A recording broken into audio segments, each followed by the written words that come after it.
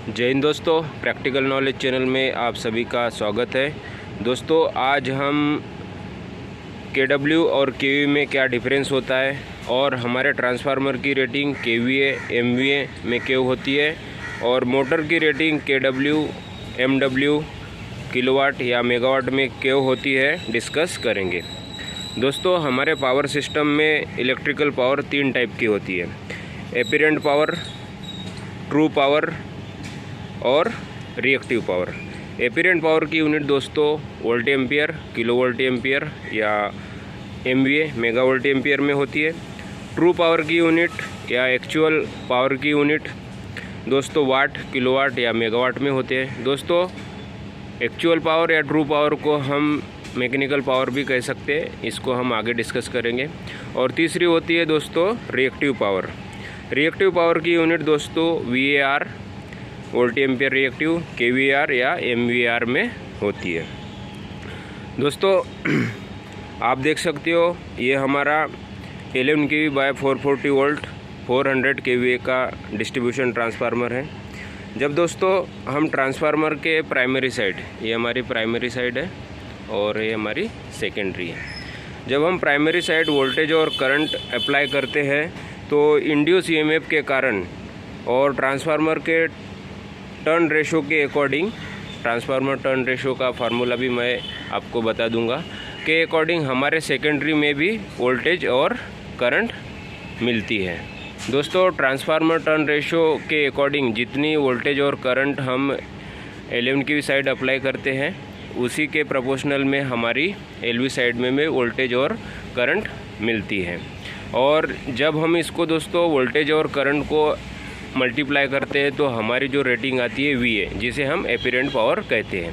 तो जब हम प्राइमरी साइड के वोल्टेज और करंट को मल्टीप्लाई करते हैं और तो हमारी जो VA होती है उतनी ही आती है, और जब हम सेकेंडरी साइड के वोल्टेज और करंट को मल्टीप्लाई करते हैं तो हमारी जो वैल्यू होती है उतनी ही आती है जितनी स्पेसिफिकेशन प्लेट पे दिखाई दी है। मैं आपको स्पेसिफिकेशन प्लेट भी दिखा देता हूँ, आप देख सकते हो। तो आप देख सकते हो दोस्तों जो हमारी HV साइड है 11 kV है और सेकेंडरी साइड जो है हमारी LV 433 वोल्ट है और उस HV साइड का जो करंट है 21 है और LV साइड का करंट दोस्तों 533.3 एम्पियर है। तो जब मैं दोस्तों इसको मल्टीप्लाई मैंने किया है, मैं आपको दिखा देता हूँ।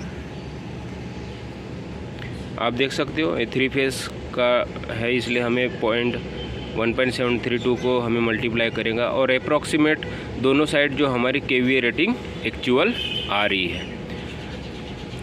और दोस्तों जब हमारे ट्रांसफार्मर के सेकेंडरी से जब हमारी एपिरेंट पावर किसी मोटर या इंडक्टिव लोड या रजिस्टिव लोड को प्रोवाइड कराते हैं या कह सकते हैं एपिरेंट पावर जब हम प्रोवाइड कराते हैं तो जो हमारी जो मोटर है दोस्तों रोटेटिंग मैग्नेटिक फील्ड को डेवलप करने के लिए जो पावर यूज करते हैं उसे हम ट्रू पावर या एक्चुअल पावर कहते हैं।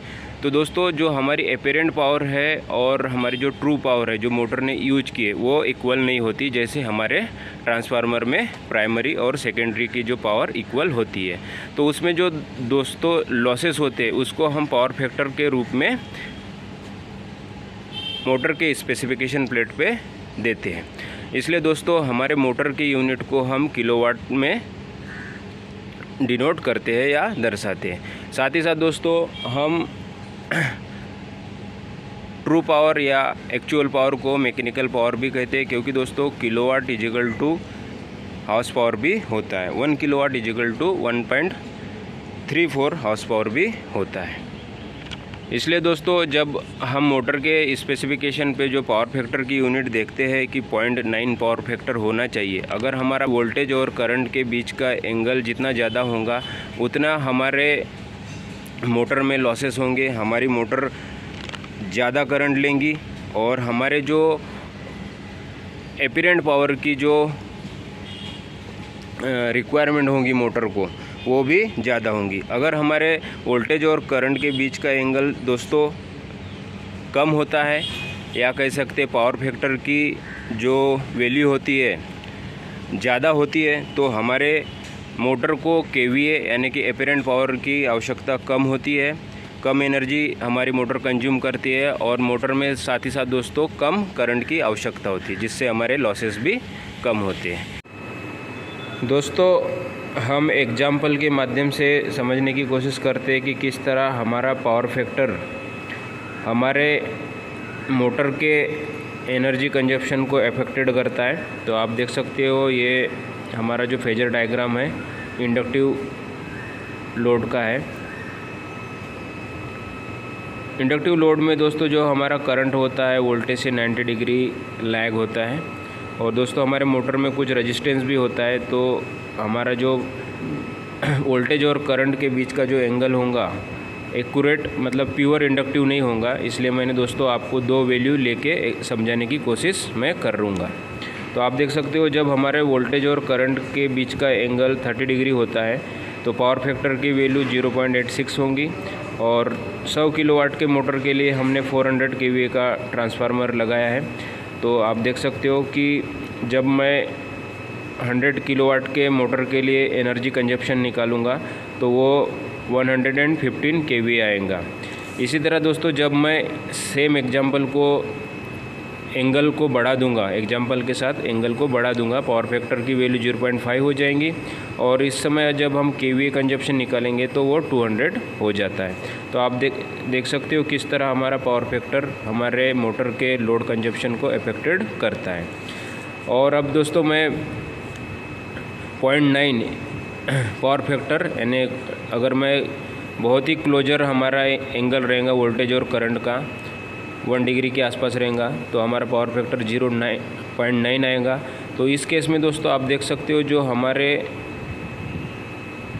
किलोवाट की जो कैपेसिटी KVA की जो 100 किलोवाट के मोटर के लिए जो KVA कंजप्शन है अप्रॉक्सीमेट 100 ही आ रहा है, जैसा कि हमारे ट्रांसफार्मर में हमने प्राइमरी साइड के वोल्टेज और सेकेंडरी साइड की पावर में वोल्टेज बोल रहा हूँ पावर में हमने देखा था।